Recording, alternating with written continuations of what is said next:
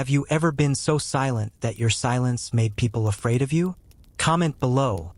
Do you think silence is the greatest power or the greatest weakness? There's always a flicker, a fleeting instant when the world tests you. Someone questions your integrity, challenges your motive, or tries to stain your name with doubt. In that fragile moment, most people do what feels instinctively right. They rush to explain, to clear their name, to beg for understanding. You got me wrong. That's not what I meant. Please, let me explain. It sounds virtuous, almost noble, but it's not strength. It's surrender. Because in the eyes of power, the instant you start defending yourself, you've already surrendered your crown. You've confirmed, without realizing it, that their opinion matters enough to shake you, that you fear their perception. And fear, in the realm of human psychology, smells like blood in the water. Machiavelli understood this centuries ago. The act of self-defense is rarely about justice, it's about weakness. The one who defends admits they have something to lose. The one who doesn't forces the world to question its own judgment. You see, justification feels logical, but logic is irrelevant in the theater of power. The game isn't about truth. It's about frame. The one who defines the frame dictates the story, and the moment you justify, you step into their frame. You've accepted their premise, their accusation, their power to question you. From that point forward, no matter how right you are, you're already beneath them, pleading from the floor while they stand tall on their accusation. Even if you're innocent, you'll look guilty, because only the desperate rush to explain. The strong, on the other hand, let the silence burn. They let the accusation echo unanswered, suffocating under its own emptiness. Machiavelli would call this the art of inversion, the power to make your enemy defend themselves instead. Because silence is not absence. It's pressure. It's psychological warfare. The moment you stop reacting, you force others to react to your stillness. They start to fill in the blanks, and in doing so, they overestimate you. Let's face a hard truth. People don't really want the truth. They want dominance. When someone attacks your character, they're not seeking understanding. They're seeking control. They want to pull you into their emotional orbit, to make you dance to their rhythm. The moment you bite the bait, you're trapped in their play. But when you stay calm, composed, and wordless, you flip the script. You turn the stage lights back on them. Suddenly, it's their tone that seems exaggerated. Their emotions look unstable. Their words sound insecure, because silence magnifies everything around it. And here's the Machiavellian paradox. When you say nothing, people assume everything. They imagine hidden motives, deeper meanings, secret strategies. They wonder what you're thinking, what you're planning, and that curiosity breeds respect and fear. The truth is, most people defend themselves because they crave understanding. They believe that if they just explain enough, repeat enough, open up enough, others will see their heart. But that's an illusion born from emotional fragility, not wisdom. Understanding is not power. Control is. Clarity is for comfort. Control is for survival. Power doesn't come from being understood. It comes from being unpredictable, from being the storm that no one can read, yet everyone feels. So when someone labels you arrogant, manipulative, cold, or selfish, and you immediately say, "No, you're wrong," you've just proven them right in spirit. You reacted. You cared. You gave them evidence that their words pierced you. And the moment they know they can provoke emotion, they own you. The most dangerous people you'll ever meet are not the loudest ones. They're the quiet ones. The ones who stare back and say nothing. The ones whose silence feels heavier than words. Those are the people who carry true power because they've mastered restraint. Machiavelli once wrote that a ruler should never explain too much, for the one who explains kneels. The one who stays silent commands. And when you withhold your defense, you don't just hold your ground, you shift the balance. People begin to wonder, why isn't he saying anything? Does he know something we don't? Is he too powerful to care? Doubt begins to eat away at your accuser. They start questioning their own attack, their own motives, their own image. And suddenly, your silence becomes a mirror, reflecting their insecurity right back at them. That's the essence of psychological control, making the other person talk themselves into weakness. Imagine this: you're in a room full of people. Someone takes a shot at you, maybe a sarcastic comment about your attitude, a passive jab about your success. The air thickens. Everyone turns to see what you'll do. They expect a retort, a smirk, a defense. But instead, you give them nothing. Just calm, steady composure. You don't frown. You don't smile. You don't even blink longer than usual. You simply exist, as if their words never reached your level of consciousness. And suddenly, the silence becomes deafening. Not for you, but for them. The room shifts. People start asking themselves, why didn't he respond? Is he above this? Did that insult just backfire? You've just reversed the social current. Because power isn't always about dominance, sometimes it's about discomfort. When you refuse to participate in their emotional theater, the performance collapses. You've stolen their audience without saying a word. And that's the Machiavellian beauty of non-reaction. Silence is the weapon of the disciplined. It's not emptiness. It's control. It makes the emotional man look foolish, the reactive man look desperate, and the calm man look like a god among men. When people can't read you, they start to fear what you might do. That's where true influence begins, not in action, but in perception. Because perception is reality in the game of power. And here's the darkest truth. People are far easier to control when they're trying to decode you. If they think you're mysterious, if they can't predict you, they'll hesitate before challenging you again. They'll question every word, every glance, every silence. And in that hesitation, your authority grows. Now let's talk about inversion, the coldest move of all. Sometimes you don't ignore the accusation. You reverse it, not with confrontation, but with calm indifference. They call you manipulative. You smile slightly and say, if that's what you believe. They label you arrogant. You nod gently and say, you're entitled to your opinion. Not angry, not sarcastic, just detached, completely neutral. And what happens next is fascinating. They expected resistance, a clash, a verbal war, something to validate their ego. But instead, you give them serenity.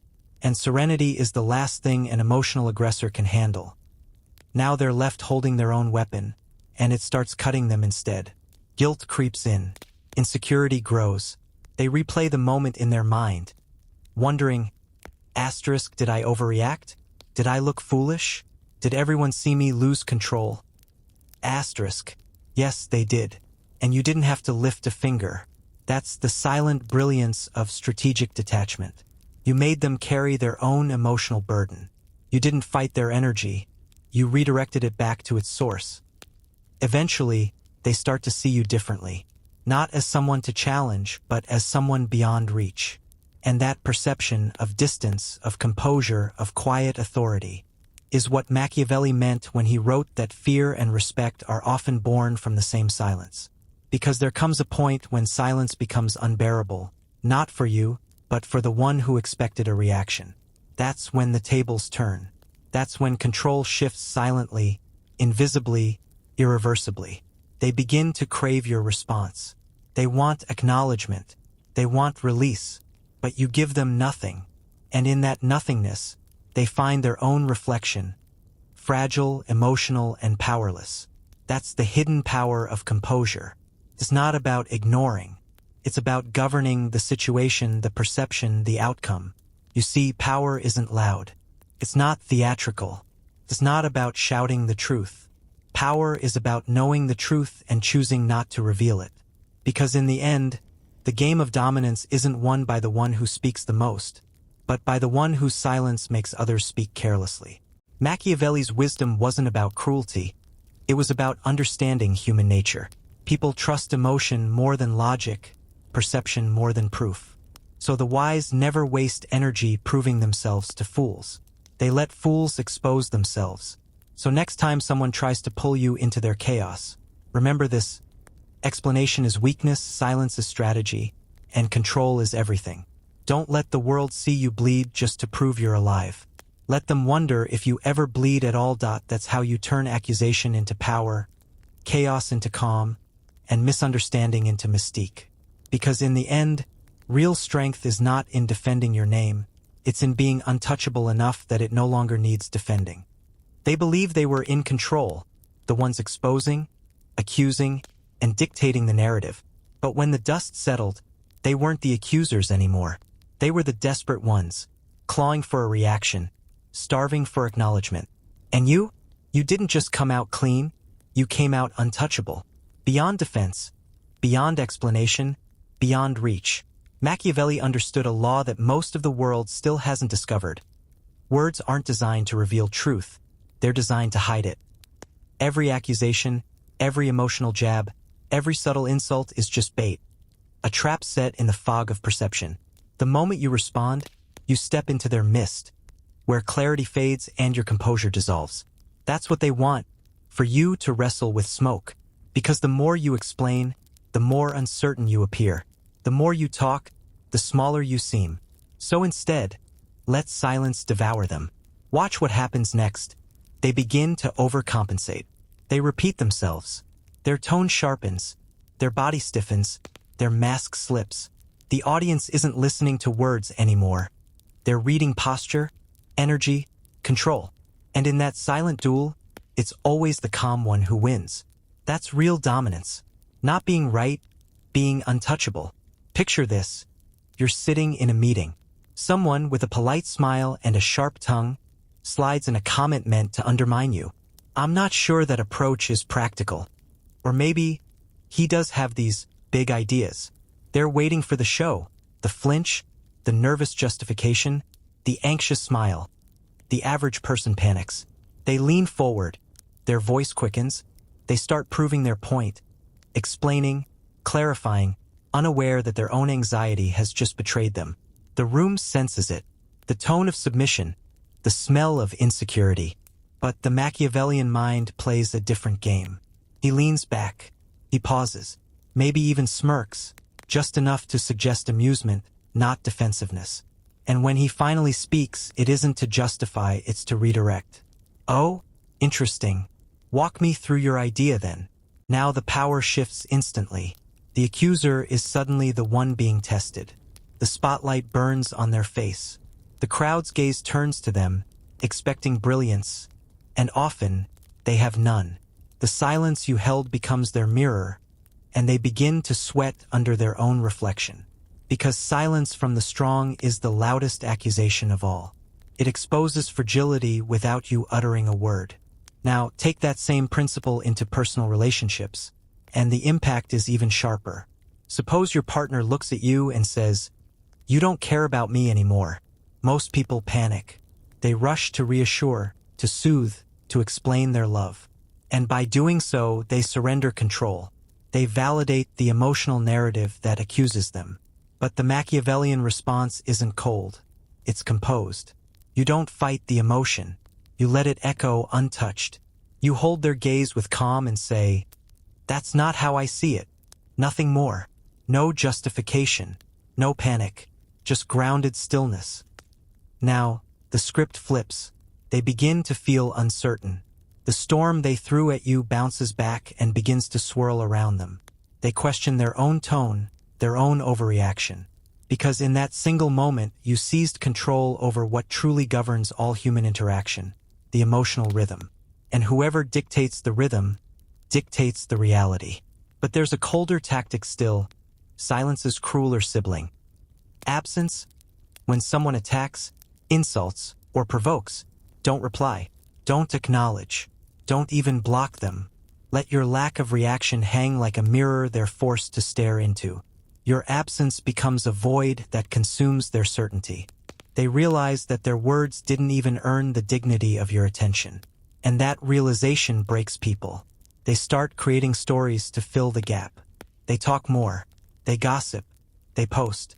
They scheme for a reaction. Each new attempt exposes them further, the cracks widening as their desperation leaks out. You haven't moved an inch, but they're unraveling in public. Why?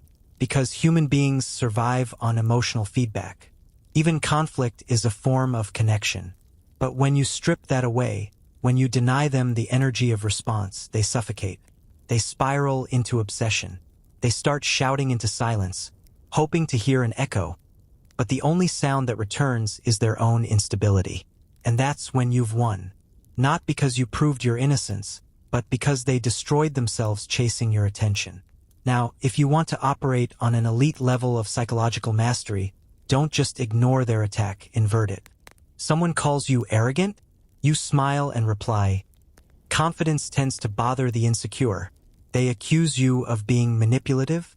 Only those who can't influence others use that word. They say you're fake? Funny. People always say that when they stop getting what they want. You see what just happened? You didn't defend. You reframed. You turned their accusation into a confession. Their insult became a mirror revealing their weakness. That's not self-defense, that's psychological judo. You redirected their emotional momentum until they tripped over their own ego. Machiavelli called this the turn of the blade. Never meet the sword with a shield. Let your enemy fall on their own weapon. The world teaches you to protect your reputation, to explain yourself, to clear your name.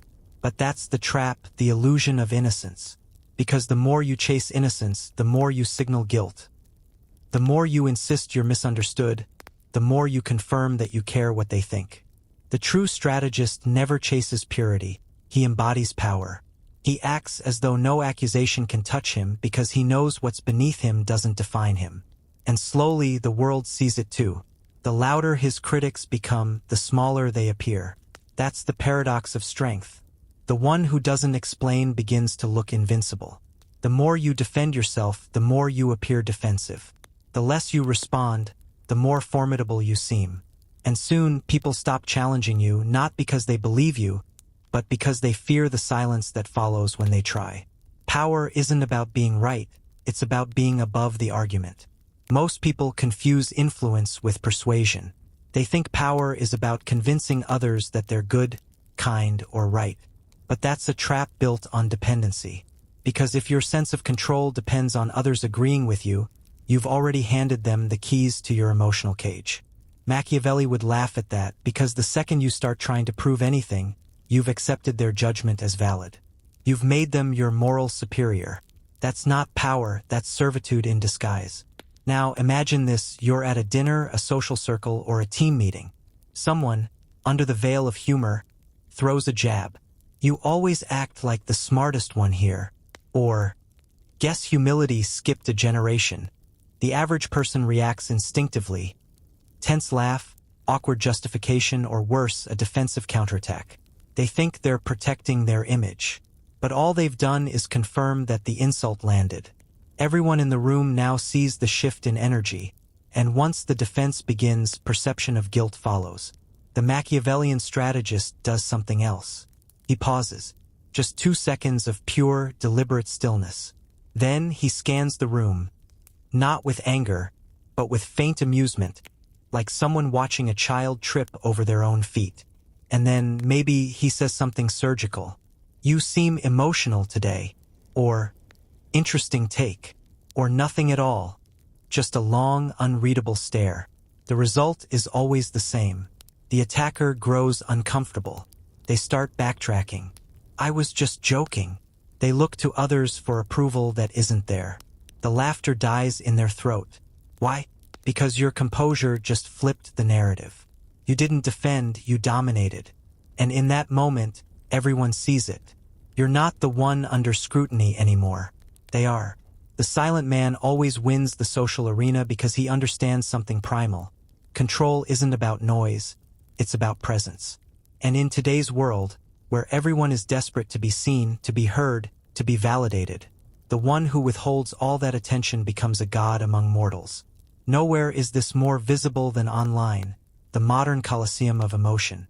Comment sections, call-outs, indirect posts, all crafted to pull you into a digital battlefield. They want your reaction. They crave your attention. But the master player knows you win by never entering the arena. You don't respond. You don't engage. You don't give your enemy the satisfaction of acknowledgement. Your silence becomes legend, your absence, a storm of speculation. People will start arguing for you, defending your silence as strategy. Your enemies will burn out trying to interpret your non-response. You'll have done nothing, and yet controlled everything. That's not avoidance. That's dominance through restraint. Because power, at its purest form, isn't about crushing others. It's about reaching a state where no one can touch you. Not through insult, not through judgment, not through doubt. That's the ultimate Machiavellian victory. To make them realize that even when they speak your name, they're still playing your game. So let them talk. Let them accuse. Let them reveal themselves through noise. You stay silent. Stay still. Stay untouchable. Because in a world obsessed with shouting for validation, silence is the only voice that still commands fear. Here's a truth Niccolò Machiavelli would carve into the walls of your mind. In the theater of public perception, silence is not neutral. It either damns you or dominates the room. The difference depends on whether your silence whispers guilt or radiates fear. When the world throws stones, when your name trends, when your character is questioned, your instinct will scream, defend yourself. But the Machiavellian mind never acts on instinct. It acts on leverage. Because the one who rushes to defend himself has already agreed to play the accuser's game. The wiser move: don't explain, don't justify, don't even react. Redirect. When they attack you online, understand this. They don't want truth, they want your energy. They want you frantic, typing paragraphs, trying to prove innocence. Instead, turn their accusation into your declaration. Someone calls you arrogant? You say, confidence threatens those who have none. Someone labels you manipulative? You say, people call it control when they can't influence you. You haven't defended anything, you've rewritten the story. What was meant to shame you now makes you look untouchable. The attacker looks petty, you look composed. That's not defense. That's narrative control. Most people think power comes from being liked. It doesn't. It comes from being unshakable. There are 3 blades every Machiavellian keeps hidden. The first is silence, the absence of reaction that drives your enemies mad. The second is redirection, turning accusations into reflections of your strength. The third is precision, short, lethal phrases that slice through noise like a scalpel. When someone says, "You think you're better than us?" the fool replies, "No, I don't." The Machiavellian smiles and says, "I just think differently." When they sneer, "You're fake," he says, "I don't owe anyone my authenticity." Each line is a sword. Each word ends the conversation. No pleading, no apologies, just poise. Because a true strategist never says, "I'm not guilty." He says, asterisk, "You can't touch me." Asterisk. The ordinary man fears being misunderstood. The Machiavellian man embraces it. Why? Because misunderstanding builds mystery, and mystery is the birthplace of influence. Predictability is the death of it. The misunderstood are watched with caution. The predictable are played like puppets. Defensiveness is a declaration of weakness. Silence is a declaration of power. When you stop defending yourself, something fascinating happens. Your enemies begin to crumble under the weight of their own aggression. They wanted a duel, but you never showed up. So they start to swing at shadows, louder, angrier, more desperate. Their obsession exposes their insecurity. They think they're destroying your name, but they're dismantling their own. That's the Machiavellian endgame. You don't destroy your enemies. You let them self-destruct while chasing your shadow. Most people believe danger lies in being misunderstood. But Machiavelli knew the greater danger is in being predictable. Predictable man can be trapped. A confusing one must be studied, and that gives you time, control, advantage. When they cannot predict you, they cannot plan against you. It's better to be feared than loved if you cannot be both. But it's even wiser to be unreadable than either. Because the unreadable man holds the room hostage with his calm. People watch him. They calculate. They wonder what he knows. And that uncertainty keeps them still while he moves freely. Now let's burn another illusion. You don't need a good reputation to win, you need a strong one. The good man must always behave, always smile, always explain. He's expected to be gentle, predictable, safe. But the man with a strong reputation, he's not always liked. He's not always trusted. But no one crosses him without caution. His reputation doesn't rest on purity. It rests on presence. That's the paradox of silence. When you no longer defend your image becomes a weapon. It's not about what people think you are, it's about what they fear you might be. The Machiavellian doesn't chase approval. He manufactures an aura so dense that even his silence feels deliberate. Every pause becomes power. Every look becomes a statement. Every unanswered accusation becomes an echo that haunts his critics. Eventually, you evolve from defense to aura, a state where you no longer react because nothing can reach you. This isn't emotionless apathy. It's intentional indifference. You've trained yourself to be unbothered on purpose. That's not numbness, it's control. Because once you stop explaining, your very existence becomes your proof. You don't convince people anymore, they interpret you. And the mind, when left without answers, fills the void with power. People begin to think, he must know something. He must be dangerous. He must be in control. That illusion fuels authority more than any argument ever could. Think of the rare individuals who never explain themselves. They don't rant online. They don't defend against rumors. They don't join debates about their own character. Yet people respect them more. Why? Because mystery commands reverence. Silence, when deliberate, creates myth. The Machiavellian mind understands the paradox of communication. The more you explain, the smaller you appear. When you argue your own innocence, you stand alone. No one rushes to protect a man who's already pleading his case. But when you stay calm, still unprovoked, the crowd feels the imbalance. They start to murmur, he didn't even respond. Why are they still attacking him? Suddenly, they defend you. You didn't ask for allies. Your restraint earned them. That's called psychological leverage. Making others fight your battles while you stay untouched. But this level of dominance isn't built overnight. It's crafted through discipline. You build it brick by brick. By choosing restraint over reaction, stillness over impulse, precision over noise. You stop correcting lies meant to provoke. You stop replying to bait. You start observing. When someone insults you publicly, let it echo. Let it hang unanswered. Your silence tells the world the insult didn't even register. That indifference shatters them more than any rebuttal. When someone throws a passive jab, answer with serenity. Is that how you see it? A calm tone drains the attack of all its venom. It makes them look like the emotional one. Close conversations with clean endings. Noted. All right. Think what you want. Time reveals all. These phrases are walls. Simple, elegant, impenetrable. They deny escalation. They end scenes. And as you practice this, study your own stillness. The Machiavellian's power isn't just in his words. It's in his body. His expression doesn't flinch. His shoulders don't tighten. His eyes don't dart. He remains composed like marble while others shake with emotion. That stillness becomes armor. The calmer you remain, the more chaotic your enemies become. And the more they lose control, the more the audience sees who truly holds the power. When people realize they cannot provoke you, they start to fear you. Not because you're violent or cruel, but because you've become unreadable. You've become the mirror in which their instability reflects back at them. Machiavelli would whisper, the most dangerous man is not the one who attacks first. It is the one who never needs to. True dominance isn't loud, it's inevitable. There comes a point when attacks stop not because you fought them, but because people realize they'll lose before they start. Your composure becomes a silent warning. Don't try. You don't win arguments anymore, you erase them. You don't respond, you redefine. You don't block critics, you outlast them. That's not strength. That's immunity. Strength reacts.